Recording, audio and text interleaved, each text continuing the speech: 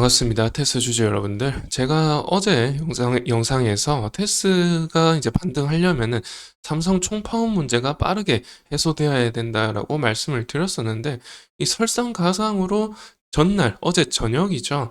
나스닥의 빅테크 기업들이 일제히 하락하면서 마감을 했죠. 그렇다 보니까 이 미국장에 이런 사태가 벌어지니까 국장에도 안 좋게 안개가 끼어 있는 듯한 움직임을 보여주고 있습니다.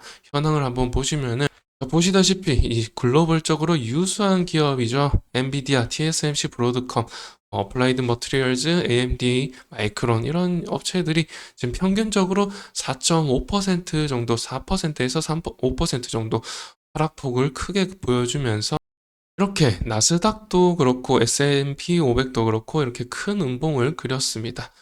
이렇다 보니까 국장도 굉장히 안 좋은 흐름으로 가고 있는데요. 이런 이유를 꼽자고 생각해 보자니 제가 이제 분석을 해 보니까 자, 일단은 이 CPI 지수가 이 3%로 둔화되었습니다. 컨센이 3.3이었던 걸로 아는데 3%까지 물가도 떨어지고 지난주에 4.1%까지 실업률도 올라갔었죠. 그래서 이제 금리 인하 가능성, 기대감 때문에 오를 수도 있다라고 말씀을 드렸는데 이렇게까지 낙폭 가대가 나왔잖아요. 그래서 이게 별개의 말이지만은 굉장히 오늘 아침 새벽 이른 아침에 우리나라 증권사들 깜놀했을 것 같다라는 생각이 드는데요. 그렇다고 해서 뭐 이제 빅테크들의 기업 실적이 어닝 쇼크가 있는 것도 아니었습니다. TSMC도 30% 영업이익 상승률을 보여줬다라고 알려져 있고요. 실적 문제는 아닌 걸로 보이는데 이제 이유를 꼽자면은 일단 보시다시피 24년도부터 이렇게 크게 상승을 해왔었죠. 24년도 1월부터 해서 지금 보시면은 계속해서 우상향하는 움직임이었죠. 이때 뭐 러시아나 우크라이나 사태, 뭐 중동 리스크 뭐 이런 것들 때문에 한 번씩 삐걱댔지만은 결과론적으로는 크게 상승을 했습니다. 너무 높게 밸류가 잡혀 있다 보니까 아무래도 차익 실현 매물, 뭐 기간 조정 이런 것들이 좀 나올 때가 됐죠. 그런 점에서 좀 단기적으로 기술적인 하락이다라고 좀 보여지고요. 그리고 말씀드렸다시피 이제 TSMC가 30% 정도 어닝 서프라이즈가 나왔다지만은 이게 너무 높이 밸류에이션이 잡혀 있잖아요. 밸류에이션이 너무 높다 보니까 PER 40배씩 이렇게 잡혀 있다 보니까 아무래도 조금 실적이 생각보다 못 미친다라는 실망 매물도 있을 것으로 보이죠.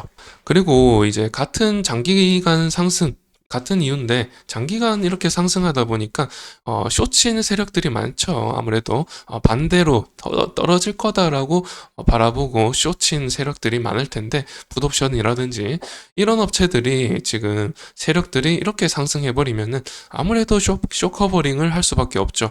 쇼커버링은 이제 반대로 오를 것이다라고 해서 좀 렌징한다는 의미로 보시면 되겠고, 그래서 쇼커버링을 통해서 이제서야 좀 만기일이 도래하기 전에 차익 실현을 해가지고 이제 물량을 좀 털어내는 이런 물량도 있었던 걸로 보입니다.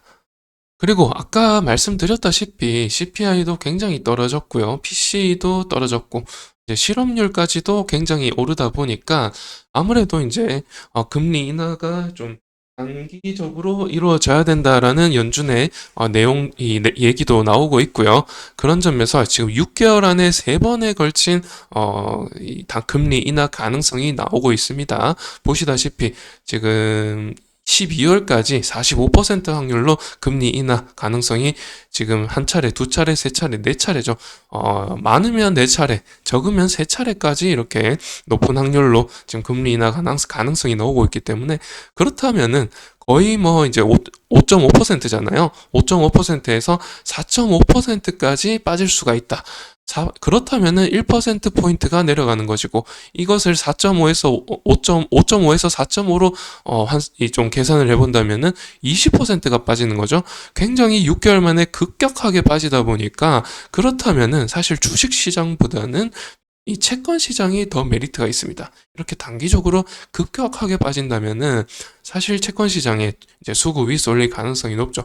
그런 점에서 이제 좀 물량이 좀 털어지면서 채권 시장 쪽으로 수급이 쏠리지 않았나라고 저는 추측하고 있습니다. 이렇게 이제 네 가지 이제 요인을 말씀을 드렸죠. 결론적으로 이제 가격 조정이라든지 기간 조정, 다음 주까지 좀 지켜봐야 되지 않나라는 생각이 들게 이제 좀 여러 이유가 있거든요. 그래서 좀 다음 주까지는 좀 지켜봐야 된다라고 말씀을 드리는 거고, 여하튼 이런 이제 네 가지 이유 때문에 국내 시장에 악영향을 직접적으로 끼치고 있죠. 그래서 테스가 이렇게 개파락을 시작하면서 어느 정도 개파락 부분을 메꿨습니다만은 일단 반등을 위해서는 제가 두 가지 정도 이제 말씀을 드릴 수가 있겠는 게, 앞번 영상에서도 말씀드렸지만 삼성의 총파업 문제가 해소되어야 되고요. 그리고 이제 두 번째 좀 상승 모멘텀으로서 금리 인하가 7월 달에 제발 좀 되었으면 좋겠다. 왜냐하면 금리 인하가 된다라고 하면은 일단 달러 환율이 떨어질 가능성이 높아지죠. 지금 1370원 되잖아요. 그런데 7월 달부터 시작해서 금리 인하가 시작된다라고 보면은 앞으로 금리 인하가 9월, 11월은 더 높은 확률로 금리 인하가 되겠구나라고 보고, 이제 달러 환율이 아무래도 1300원 초반대에서 1200원 후반대까지 떨어질 가능성을 보고 외국인들이 코스피 코스닥 시장에 투자를 해서 환차익까지 노릴 수 있는 그런 이 상황이 마련될 수 있다라는 점에서 제발 좀 7월 달에 금리 인하가 됐으면 좋겠다라는 말씀을 드릴 수가 있겠습니다. 그렇게 된다면 정말 상승 모멘텀이 충분히 될 수 있거든요. 그래서 그런 이슈들 함께 계속해서 지켜보시면서 제가 최대한 빠르게 알려드리면서 업데이트 시켜드릴 테니까, 그러면은 이번 영상은 이렇게 마치고 다음 시간에 또 찾아뵙도록 할게요. 시청해주셔서 감사드립니다.